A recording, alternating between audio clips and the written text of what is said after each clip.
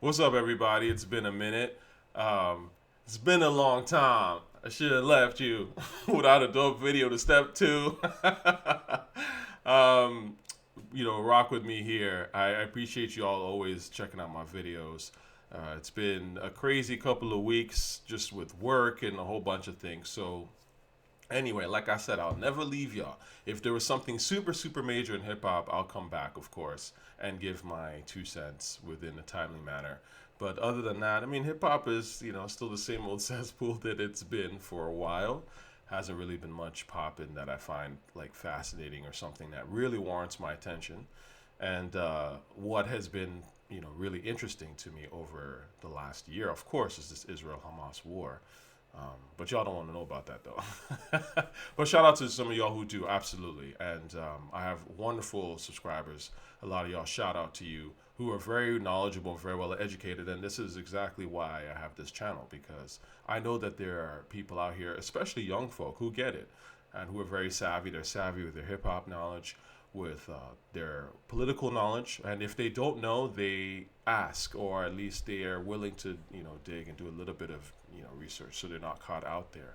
So I appreciate the comments. I know that y'all do appreciate those videos that I put up, because I do think it's the most interesting issue of our time. I think it's a representative of a larger problem in the world, as to where you have obviously this idea of diversity, equity, inclusion that's been co-opted by a sort of totalitarian Marxist Islamist agenda, where truth is relative. There's no such thing as truth, which I think is bullshit, obviously. And the reason why people have that, or it seems cute on the surface to be like, oh, there's no real truth. But the people that do this, it's not because they care about your truth. What they're trying to do is they're trying to erase the quality of truth to begin with, right? So when someone is like trying to erase the concept of truth as a thing, as a objective thing, what they'll say is, yeah, it's your truth, blah, blah, and it seems hot. But again, that's the snake in the grass type approach, because the point is, once you water down truth to the point where it seems relative and that there's no such thing as truth, then these totalitarian weirdos show up and say, okay, this is the truth, and anybody who doesn't go along with it is going to get killed, whether literally or metaphorically. And that's how these things go. Okay. So anyway, let's get back to hip hop. I've been playing this actually in the whip quite a bit. We'll talk about Glorilla and MC Lyte, but some LL for now. When it comes to the lyrical magnum, let's go. Drag 'em out, bench wagon. Fashion, place all the blood in my vein with the passion. Take a little time to think the rhyme out, how to find out. Bump and grind out, pump the lines out. I'ma show you what the microphone is all about. Down. That's ill. I'll do these reactions. Every time you in the battle, I'm lethal. You too sweet and low. You ain't equal.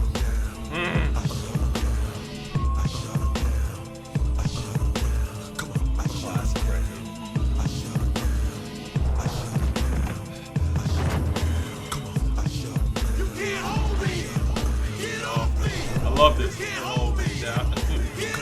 Fire.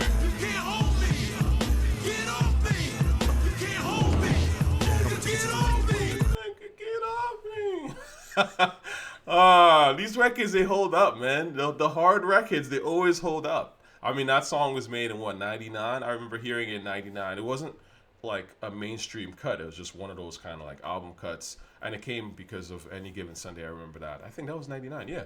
So, and I remember being like, oh, this is different for LL, and I like this. And LL has those kind of songs, every now and then where he kind of experiments with this lower tone, almost like he's been listening to a little bit of Busta or something. I don't know. So it's kind of ill, man. I like that. Then another song that's actually, let me go off on a tangent here, that I actually really like by LL that people do not talk about. Something like a phenomenon, something. This shit's fire. This joint is freaking crazy. The beat's crazy. Yeah.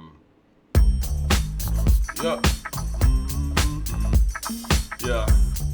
And this is one of those things where when we got MTV, we used to see this all the time. I should say, maybe they didn't necessarily always show the full video, but they would show like part of the video. And I remember even back then, like as part of like a promo, and I was like, what video is that? And then a couple of years later, when I actually saw the Phenomenon video, I was like, oh, they had thrown like clips of the Phenomenon video in there. So anyway, but this was ill.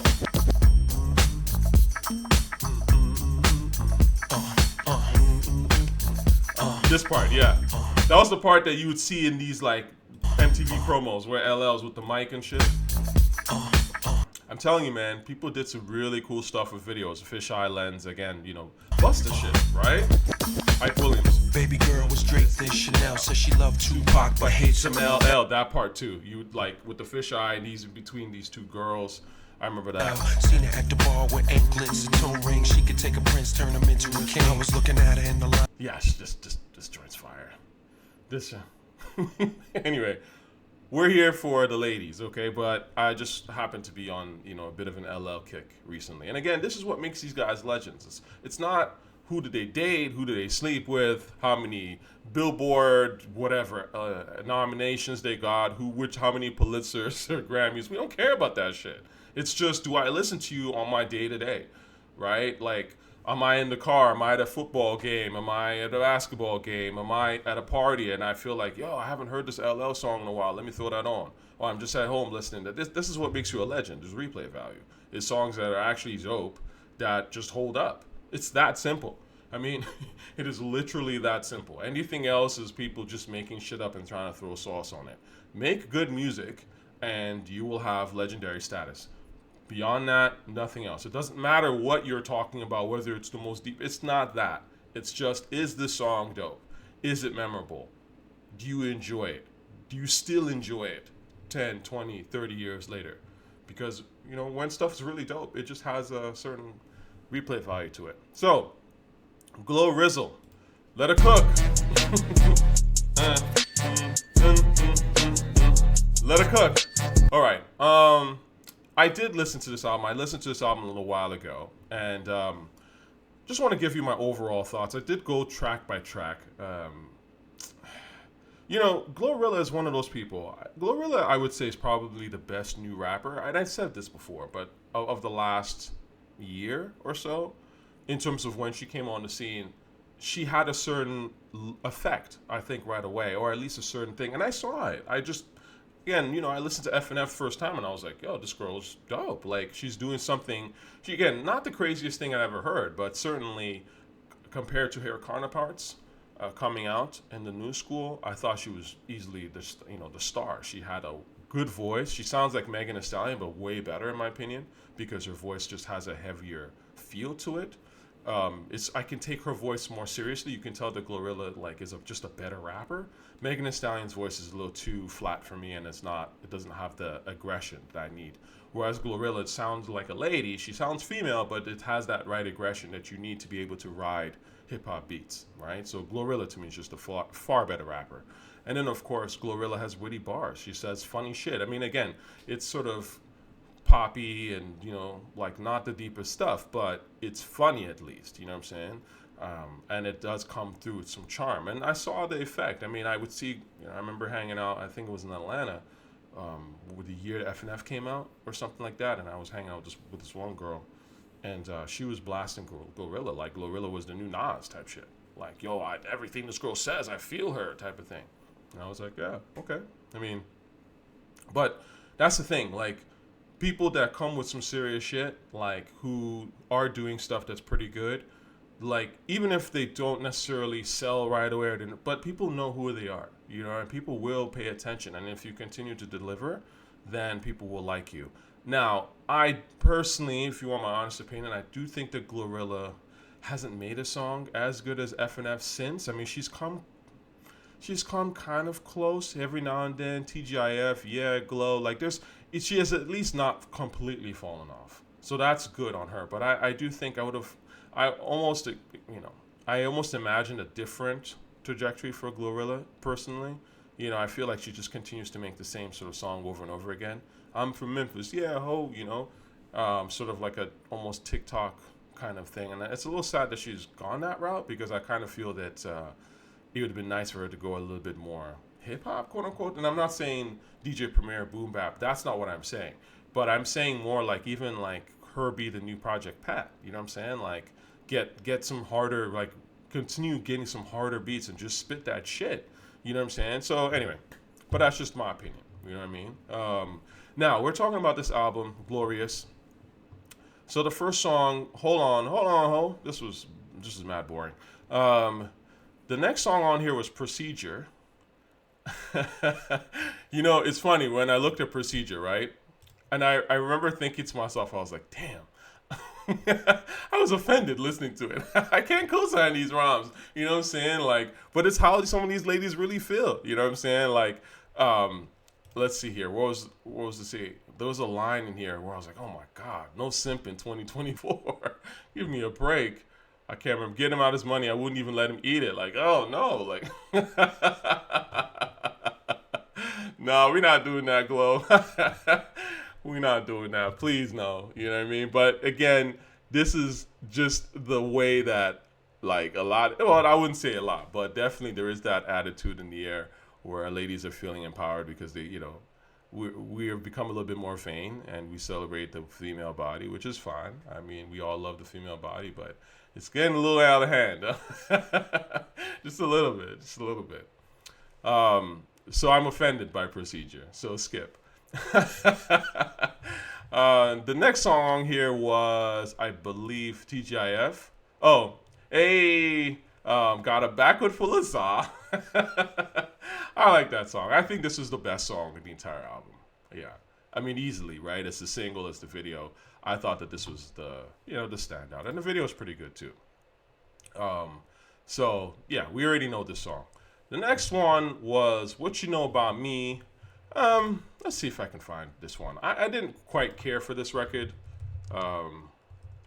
What You Know About Me.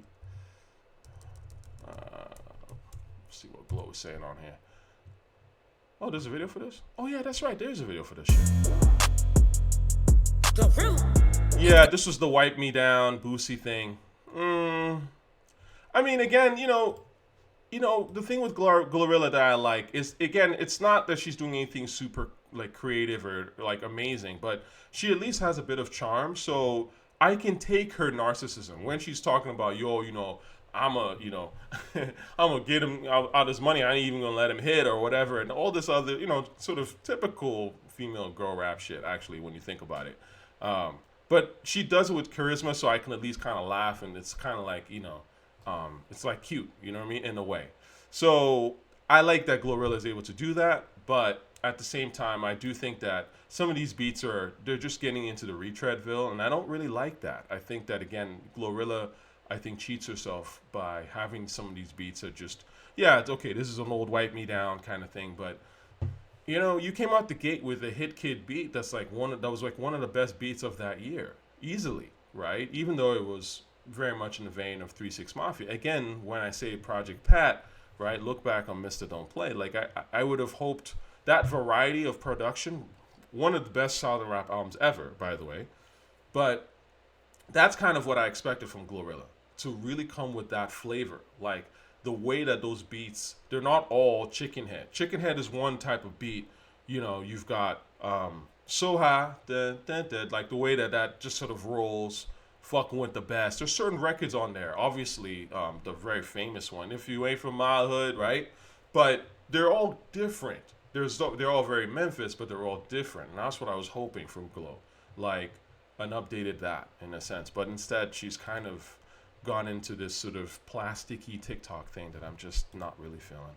But this song was alright, It was a Wipe Me Down remake, Now, this one, track 6, I think was literally called Stop Playing, right? So, Stop Playing has 6 producers on here. It's track 6 with 6 producers, including Timbaland. And the moment I saw this, I was like, this beat is going to be trash. This beat is weak. I do not understand how a beat can have 6 producers and be lame. First of all, I don't even understand how 6 producers can make one beat. Again, maybe I'm old school like that. I come from that era of the DJ, he made the beat, right? One person. So 6 people making one beat, to me, is like, and it sucks? Like, really sucks? It's not even like they were trying to do something, like, really amazing, but, like, it's like a standard-ass beat that I can kind of get off the internet? Like, what really happened here? Anyway, that was terrible. The next song on here is Don't Deserve. Don't Deserve. I didn't like the chorus. First of all, I don't like I don't like when people swear. I don't like when R&B singers swear in general when they're singing. I don't like it. It just rubs me the wrong way. I always feel like it's like it's like that's not your genre. Okay, like if you want to curse, rap. But other than that, just sing. You know what I mean? It's fuck nigga. Like I don't want to hear that. Like it just grates on my skin. Because first of all, I think singing is more sort of beautiful. It's more communal. I've had this conversation before. Rap is more personal, obviously, because rap is speech and it's about sort of the thoughts on your head being communicated directly to the listener.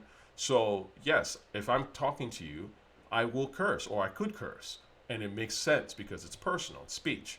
But singing is not speech, necessarily. You know what I'm saying? Like it's much more of a trying to arouse the audience or sort of get everyone together on one page in a sense, and usually songs are more representative of a whole group of people or a vibe or that kind of thing, like in terms of singing, whereas of course rapping is I think this blah blah blah, this is my hood, live from Bedford Stuyvesant, sons alive as one, representing BK to the fullest. That's a thought, right? So you can swear in there, but singing not so much. So I didn't like how she was like, nah, nigga, don't deserve my friend. Like, don't sing that shit. You know what I'm saying? Like, rap that shit.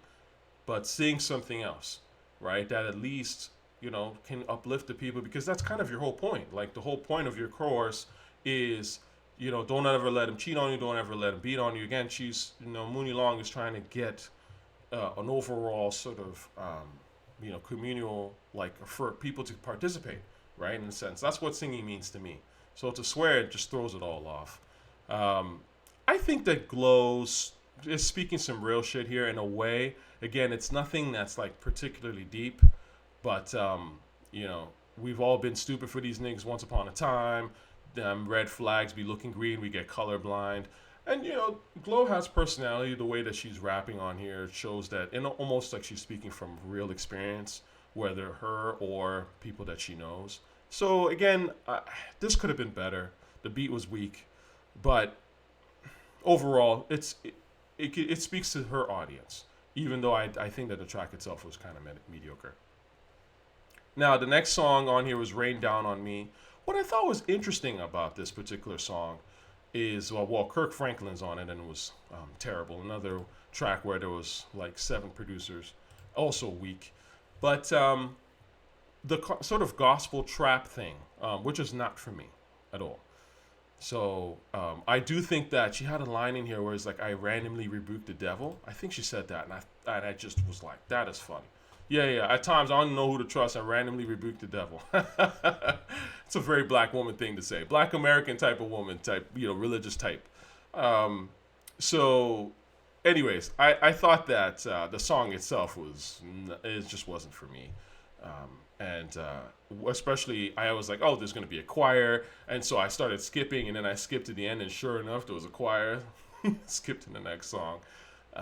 Gospel trap is not my cup of tea. And, of course, Kirk Franklin, not somebody that I listen to. Now, the next thing is Glow's Prayer. Let's see here. Another kind of mad beat. The beat was mad boring, and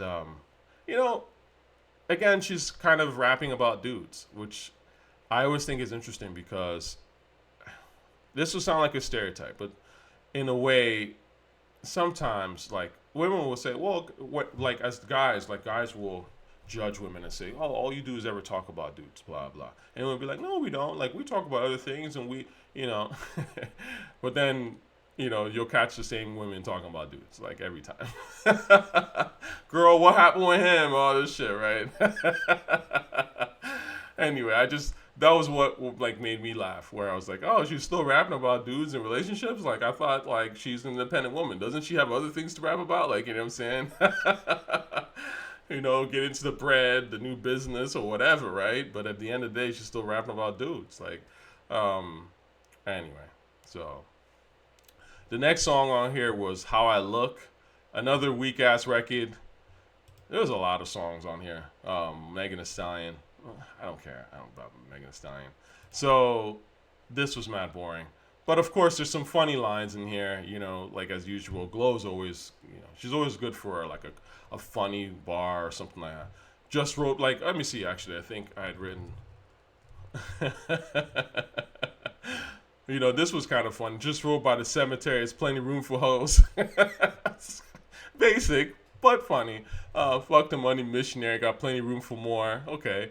Man, all these bitches scary. I know a few of those, right? Weak ass. Ad libs. And fuck, I look like beefing with some bitches that be sharing clothes.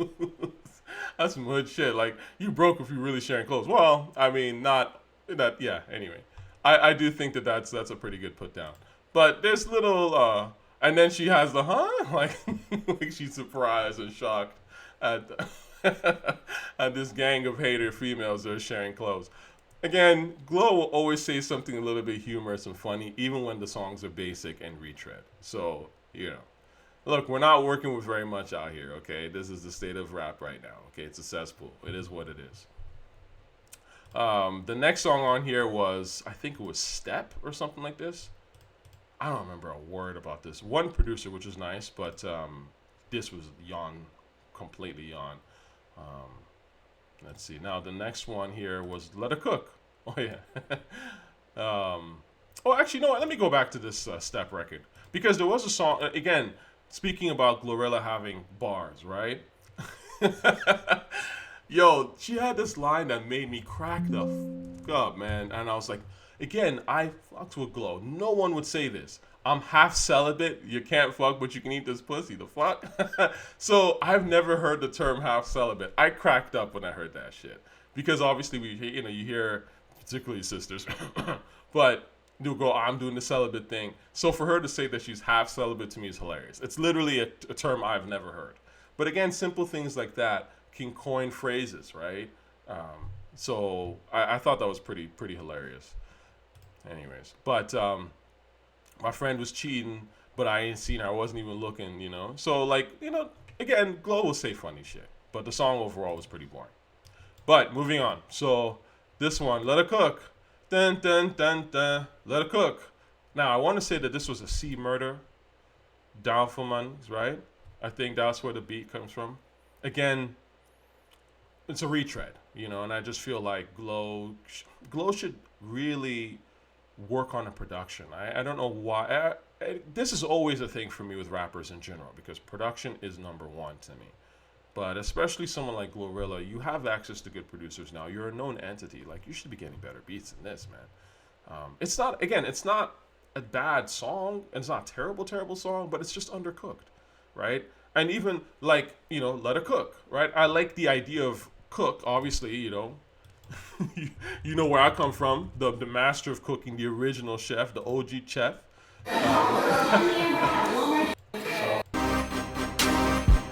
Let's go. Let's go.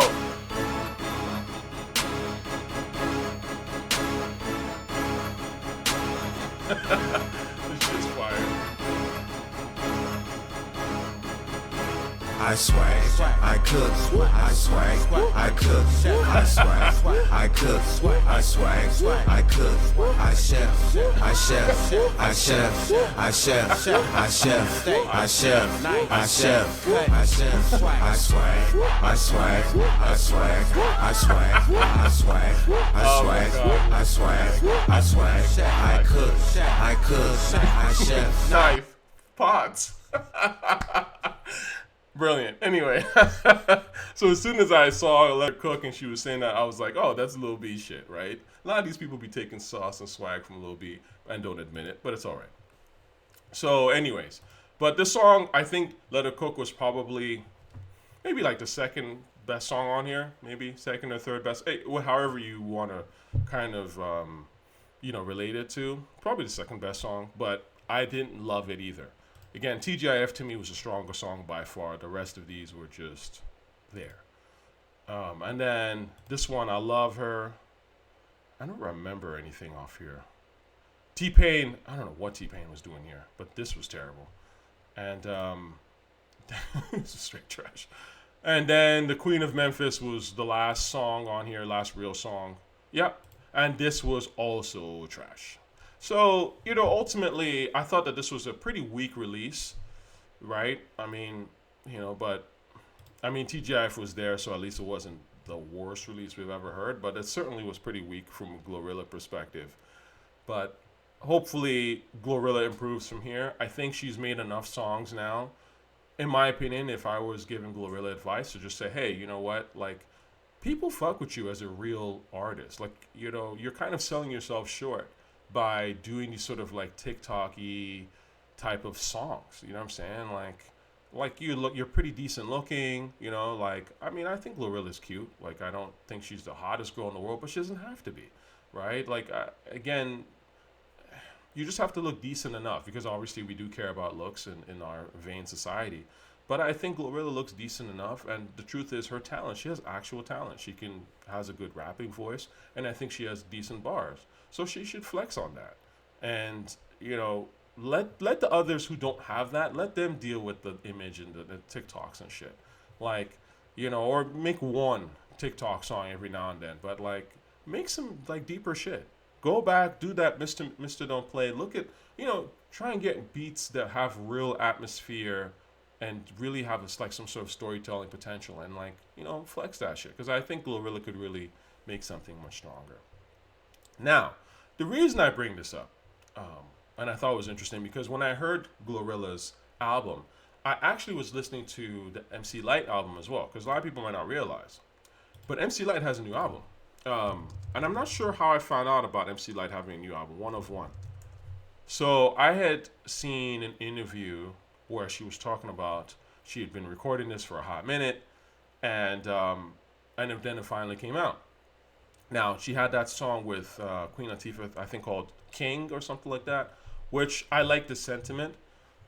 I thought the rhymes were pretty decent. The song itself was not great, but, with all due respect, but it was certainly a good sentiment. And so I was kind of looking out for this new MC Lyte album. So I might as well talk about it. I think it's an interesting contrast to compare a younger rapper coming into the game versus an older, one of the most legendary female rappers ever. And frankly, MC Lyte, again, I don't want to necessarily just put her in the female box, because MC Lyte is a great rapper, period, right?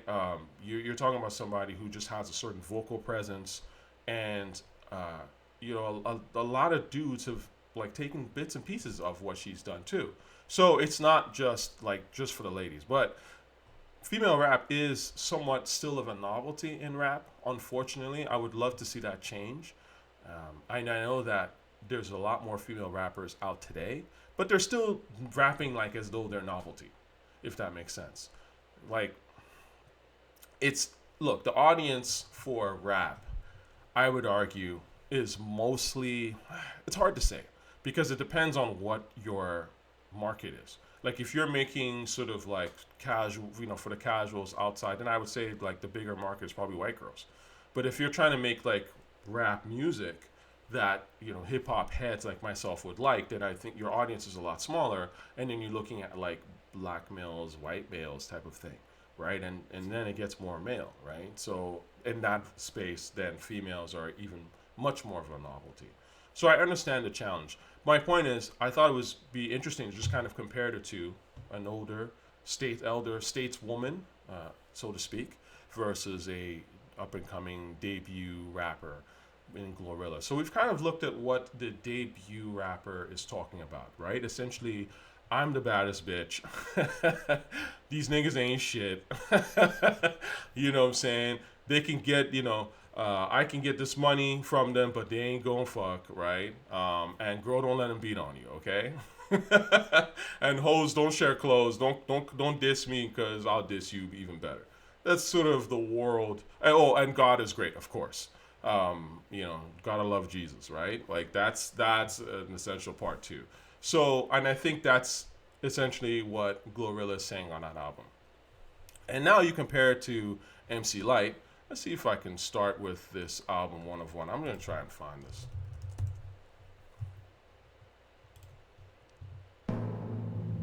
Okay, so Lyte as a rock. So Lyte has this album here. Jeez. Okay, well, I'll get to the different sort of track listings. But the point is that it literally starts off one of one, and she's talking about, giving it up to God and stuff like that. So again, what I thought was interesting, the parallels, right? Young black woman, mad religious. Older black woman, mad religious. So we all know about how deep religion runs in I would argue all black communities, but in particular, I would say with the ladies, So that I thought was an interesting comparison. So now MC Lyte has a song called "Thank You," which Knots did the beat. I honestly wasn't really crazy about this particular beat. I thought the beat was a little meh. It didn't really do anything for me. I think Knots has done way better. It does have that Knots sort of like feel a bit, right? One of one. That it almost. I don't know which came first, whether it was that Knots kind of knock before, because he started working with Dre around the time when I started hearing about Knots. So I don't know if Knots was inspired by Dre and started adding that sort of clean, but sort of hard snare, or if Dre took it from Knots. The truth is, it probably was like Dre taking some of that from Knots, in my opinion. I'm not saying that they stole or anything like that. That's not what I'm getting at. But I'm just saying people are inspired and they work together, right? So it's a certain aspect of their sound that they developed when they're working in partnership with people. So anyway, but this is a Knots-like beat, and it's just, I didn't think it was that great necessarily. And it also, again, has that gospel rap, but with a spoken word type of flow. It just wasn't for me. The song is not for me. But, MC Lyte has this one line where she's like, they got us caught in the maze, keep us busy to the grave with what we crave, that entertainment craze. That's a better bar than anything on Glorilla's project. You know what I mean? Like, if we're being honest, you know what I mean? Like, because, and it speaks to something much larger that I do think, and I even feel myself, I'm like guilty of this, where I could argue that the black community, and I'm talking about the black American community in particular, black American, black Canadian, it's almost like we are really just caught up in entertainment and trying to entertain people, as opposed to, and it is a maze, as opposed to doing other things. You know what I'm saying? I sometimes think that, for sure. I mean, there's so many of us that want to be rappers and filmmakers and entertainers and shit, and it's just like, they don't need to be this many. And again, that's not to knock the people that want to do it, and I think do it from a place where they really truly have the talent and they have something genuine to put out there, because of course it's a beautiful thing. If you have the talent and you put it out there. I do want great, powerful entertainers from the black community, of course, I always will.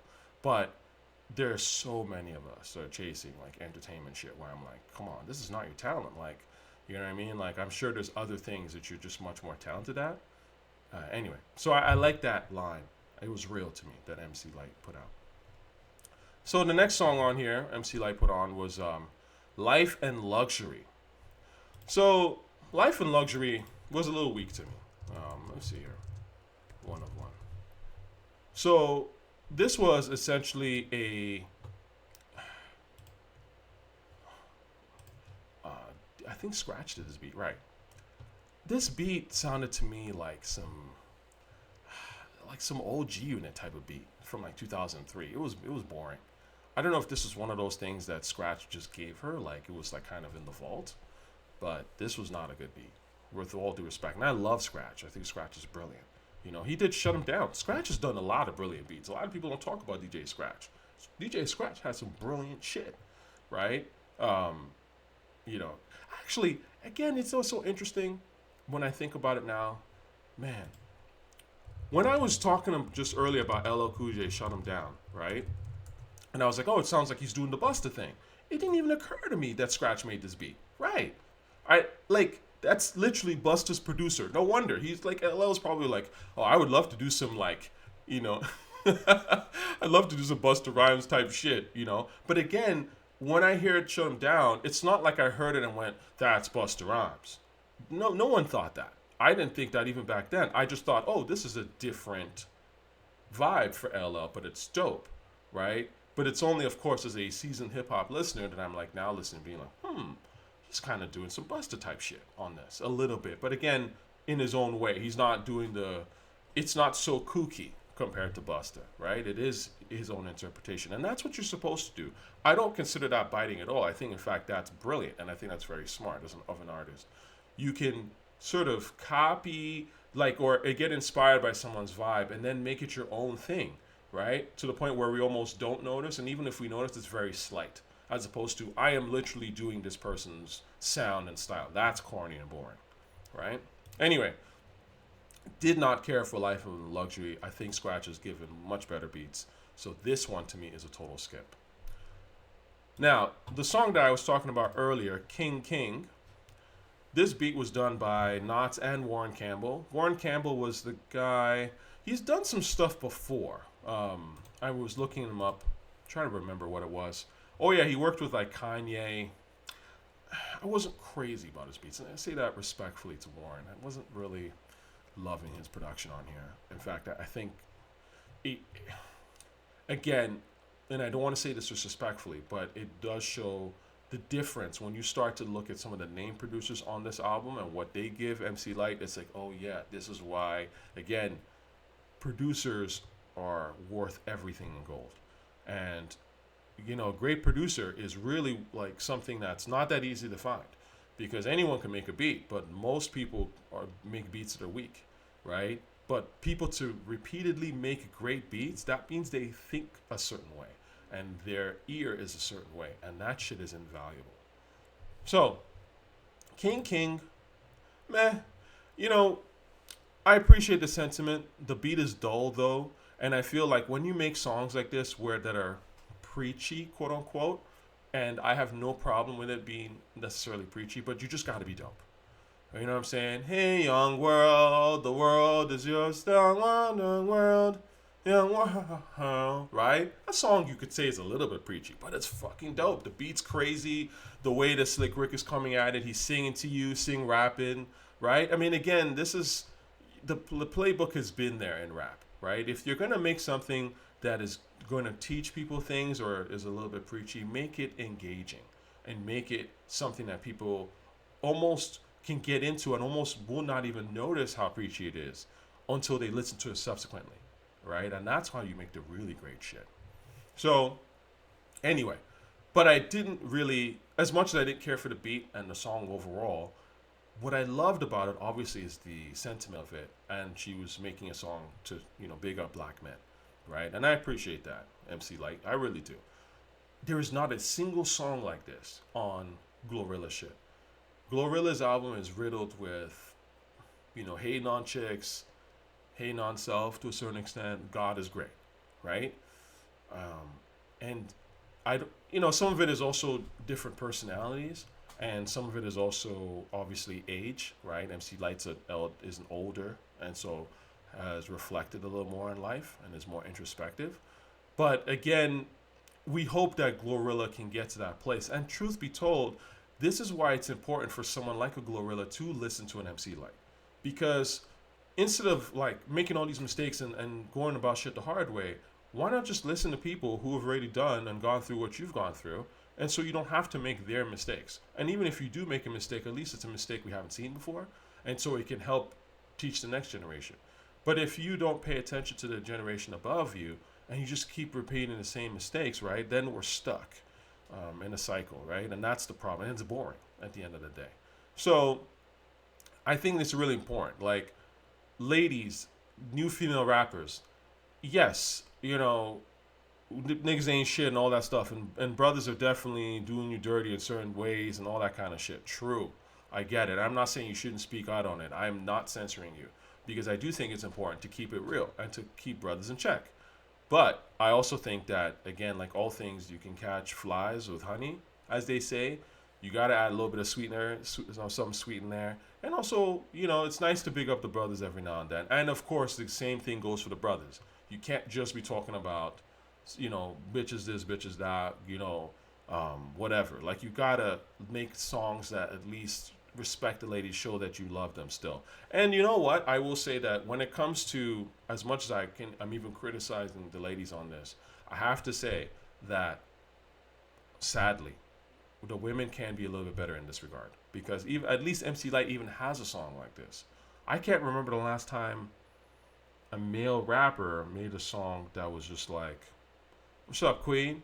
type of thing. You know what I'm saying? And like that just was just like, yo, let's just celebrate, the black woman. I cannot think of the last one recently. A known rapper, can't think of it.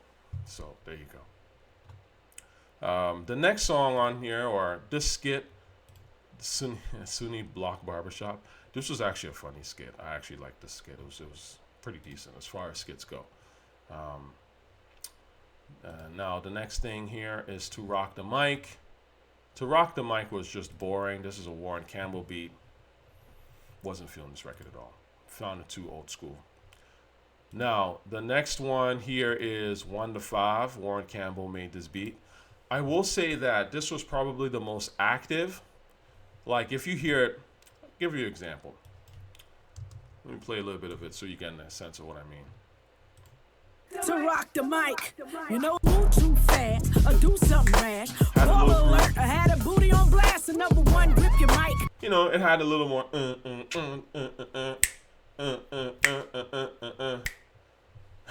I'm so tempted to click this. I can't feel my face. My favorite part of that song? I'm sorry, let me go on a tangent. They like to cook the numbers. We don't cook the numbers. Like, talk to him, Diddy. And Diddy's off like almost like he's zooted and he's like flying off in space and shit because he's high. Okay, I'm just gonna go off a tangent right here. We don't cook the numbers. We don't cook the numbers. Oh my God. Anyway. Sorry, that's random. Now, going back to MC Lyte, 1 to 5, the beat was, the idea for the beat was okay, but the execution was thin. I just didn't think it was, I didn't think it was a great song. Make a Living was the next song on here. This was not great either. Did not care for it. So, now, I will say, we come to the song All Day, All Night. This to me is hands down the best song on this tape. They should do a video. If I were MC Lyte, I would do a video for this. You know what I'm saying? It's not something that is radio, like a single or whatever in that regard. But I think this is just something that, from a cultural perspective, I think would last out of all the songs on here. And if you haven't heard All Day, All Night, I think that if you're going to listen to one song that I've mentioned today, you should listen to this song, because I think that this is the best MC Lyte song I've heard in quite a while. Is it phenomenal? I would say it's okay. I wouldn't say it's like a phenomenal song, but Easy Mo B does deliver. He does come through with a pretty good beat. And again, this is a veteran, right? Like, I hate to say it, and this is no disrespect to Warren Campbell, but again, that's why we know who Easy Mo B is. Because Easy Mo B has amazing stuff, right? He has made incredible game-changing beats. And I like that this beat was very much like, it was laid back, almost like it was like a summer night type of vibe to this. So it was a sweet beat, and MC Lyte is essentially reminiscing on like a summer love that she had back like 20 years ago. With like one of her first lover or something like that. Again, this is stuff that like we all think about, like, especially when you start to get up in age, like, when you start getting into your 30s and 40s and 50s, like, you kind of reminisce on these kind of things, and it's cute and it's important too, right? So I thought that the song is well needed. It's a beautiful song. It's pretty much well done, and it has some feeling to it. And again, at the end of the day, music or great art should make us feel, and hopefully good things make us feel good. You feel me? And not like in a, self-hate type of like, I feel great because I'm high as shit, and like, not like that, but just like a good, like, makes us feel like we've lived a life, or we can live a life, or opportunities to do better in life are there, right? And that things aren't so bad. That's what I'm saying about feeling good. So I definitely think that this is the standout, hands down. Hands down. All right, the next song on here is Lyte Ghost Lil Mama, right? Now, I saw this and I was like, oh my God, Ghostface. You know how I love Ghostface. The King of Chill. Oh shit, King of Chill, right? So let me listen.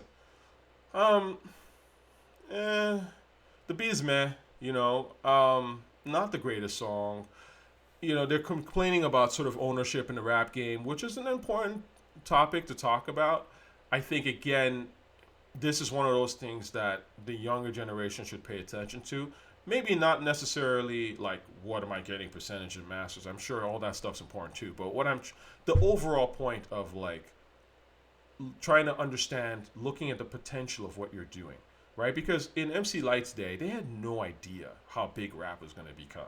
They really couldn't tell. Like, it's hard to say, to it becoming $1 billion industry, how the hell would they know, right? They're just rapping. I'm sure there are some people who are extraordinarily savvy who figured it out, and more props to them. But my point is that now that we know what rap can do, and rap in a way has really plateaued, and has plateaued in my opinion since 50, you know what I'm saying? But anyways, now that rap is plateaued, and you're a new artist coming in, again, it's important to listen to some of the vets, because at least they'll get you thinking about what it is when you're signing these contracts. What are you getting and receiving? And I don't necessarily think that contracts are evil. I'm pro-business, I'm pro-capitalism, right? I don't think it's a problem for a record label to make money off your project. I mean, they are giving you an opportunity to shine. They are spending money on you, so it's a business, and I get that. But I also, of course, understand that, exploitation is not the way to go, right? And that I don't necessarily respect. Again, it's, this is the fine line in the dance, right? Because you could argue that by nature, the record labels have to be exploitive, because if they're investing in 10 people at the same time, right, only one of them is going to really hit. And so they have to be able to recoup for all the other 9 that they've wasted money on. So again, that's fair, right? Within a certain, scenario. But it's important to at least know, and especially maybe on the beginning, right? Like, okay, all right, I'm signing this deal, but I'm going to look for better.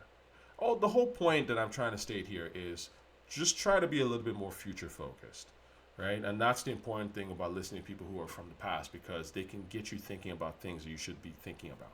Feel me? Now, Ghostface's verse was decent. It was the best verse on here. But again, it's Ghostface, so Ghostface will always come through with something listenable.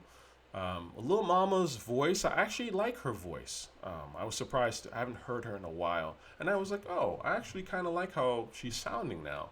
But her flow was weak and awkward.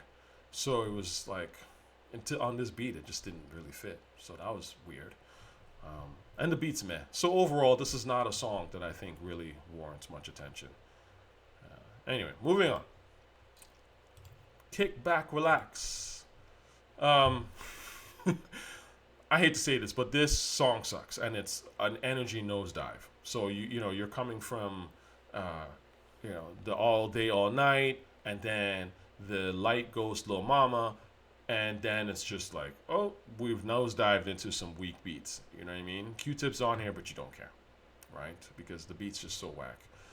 The next one, Change Your Ways, or Vote for Change was a skit, but Change Your Ways, this song is boring as fuck. Common's verse is standard. It's the same standard, Third Eye,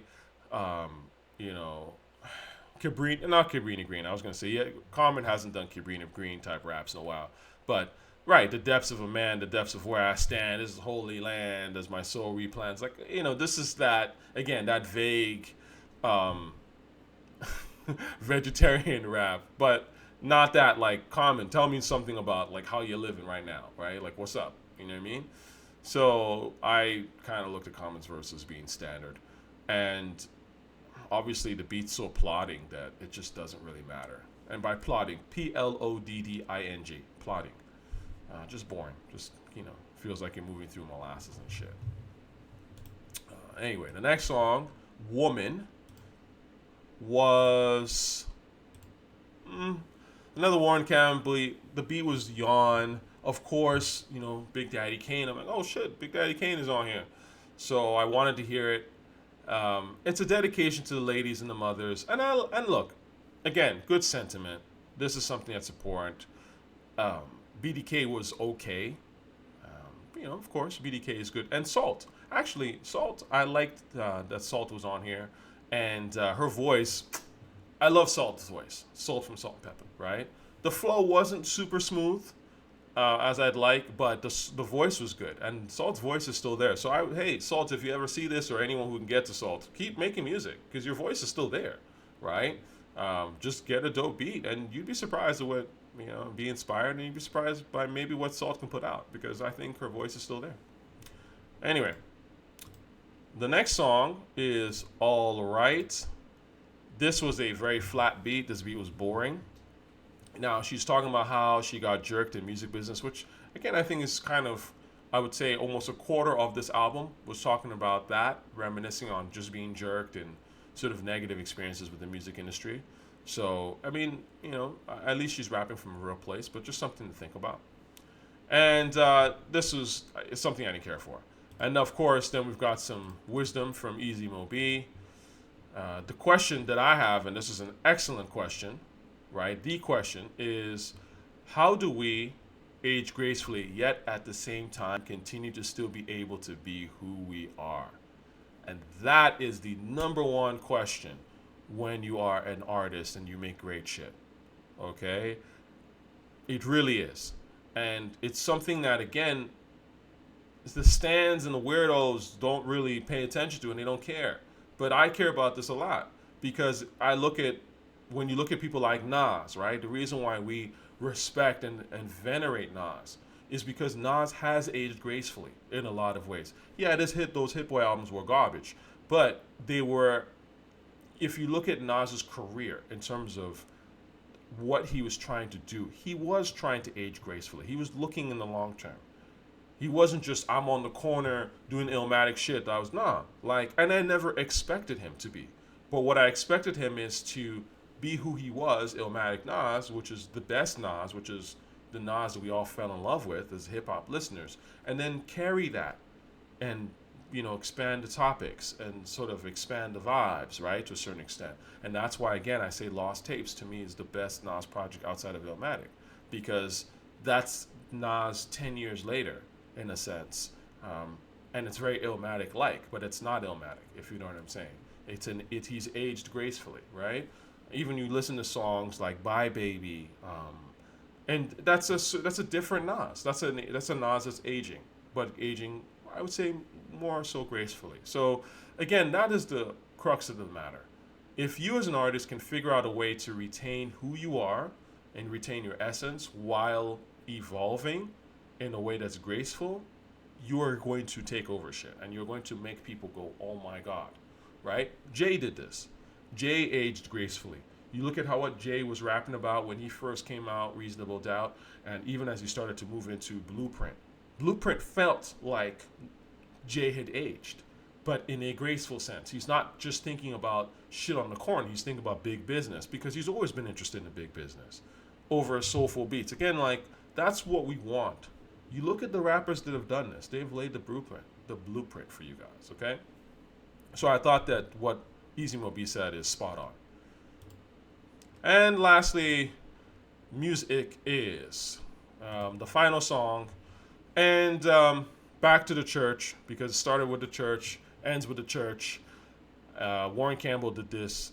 This beat is not great. So I will say the conclusion, as I've always said, I don't like one producer albums, one producer who makes all the beats. I always think that obviously this is, usually leads to a really weak project in general. Now, of course, when rap was starting out, they tended to be one producer, whether it be Larry Smith, who's a genius, shout out to Larry Smith, R.I.P.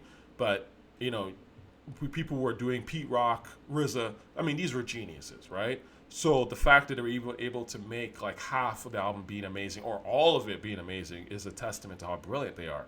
But in general, to me, the best rap albums will have a couple of producers, right, you have maybe 4 or 5, because then you're letting the load off. You're saying, okay, all you got to do is come to me with like 2 great beats. That's easier than coming to me, than asking someone to make 10 amazing beats. But of course, I understand when you're, going to different producers now, you're jockeying with them, and it's harder to lock down all other ones, and there's payments and all kinds of stuff. So I understand it's not as easy as it is to get multiple producers on board. But the idea is get a variety that still fit with the theme and the vibe of what you're going for, and then make something great. So, look, I think that ultimately when I compare MC Lyte and Glorilla, obviously 2 completely different artists. MC Lyte came out in the 80s, right? Glorilla is, just now. She really debuted like 2 years ago, 3 years ago. So, obviously, MC Lyte could literally be, if it was really extreme, MC Lyte could probably be Glorilla's grandmother, right? But let's just say MC Lyte could be easily Glorilla's mother. So when I look at it, I say, okay, hopefully Glorilla can evolve into, or at least take aspects of what she hears in Lyte and some of these older rappers, and say, okay, you know what, like, let me evolve gracefully. You know what I mean? Because Glorilla has a certain thing, and again, she has a certain essence. She's charming. She's the little, she's that little chick that talks shit. That's kind of cute, right? But it's like a jester type, right? You can keep that. No one's saying that you should move away from that. But how do you do that and age gracefully, right? That's the question. So on that note, I will say thanks again, always, for listening to my stuff and watching my videos. And I'm always here, man. So I really appreciate those who stick around, and more videos will be coming your way. All right? 1.